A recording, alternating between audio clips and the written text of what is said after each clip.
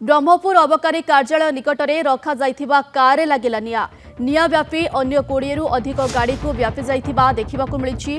ब्रह्मपुर उपकंठ आंबपुआ अबकारी कार्यालय निकट में एभली अघटन घटिछि।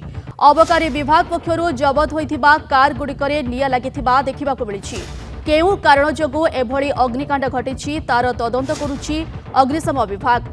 वर्तमान अग्निशम विभाग कर्मचारी माने निया को आयत्त करिसंति। तेबे अबकारी कार्यालय सामने रखा जाइथिबा कार लगी निया एवं गोटे कार निया लगी अन्य 20टी कार को व्यापी निया एवं निया व्यापी जलीगला 20 रु अधिक कार एवं जहाँ सूचना रही कि अबकारी विभाग से कार गुड़ी को जबत करिथिला एवं निया को वर्तमान समय आयत्त करिसंति अग्निशम बाहिनी। ब्रह्मपुर ब्यूरो हेड देवहरी बेहेरा रहिसंति अधिक सूचना पाई।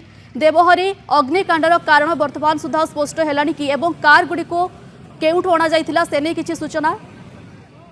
देखो अबकारी विभाग जो रही अबकारी गोइना विभाग रही से गोइना विभाग जो रही आंबपुआ जो कार्यालय रही कार्यालय पाखे जिसबा जो पड़िया शह शह गाड़ी आप देखिए कार अधिकांश कार रही जो कि गंजेई जबत कार गुड़िक रही सहित डाला गाड़ी एवं आपण पिकअप भैन एवं ट्रक बड़ बड़ ट्रक रही तेणु से गाड़ी गुड़िक हठात आज अतर्कित भाव निया लगी कि क्यों कारण जो निया लगी जदि तो स्पष्ट होनी कि बर्तमान कोलताड़ा आरंभ होती किंतु अग्निशम विभाग जो निया लगे खबर पाइला अग्निशम 5टी टीम आसी पहुंचले एवं टीम पहुंचला निया को आयत्त करने चेष्टा करते आयत्त परवर्त समय है से पाखापाखि 30टी गाड़ी संपूर्ण भाव जली जापर एनिकी तदंत आरंभ कर जो रही अबकारी विभाग आरंभ कर कारण जो अग्निकांड घटना कहीं देखिए धन्यवाद देवहरी आपको अधिक सूचना।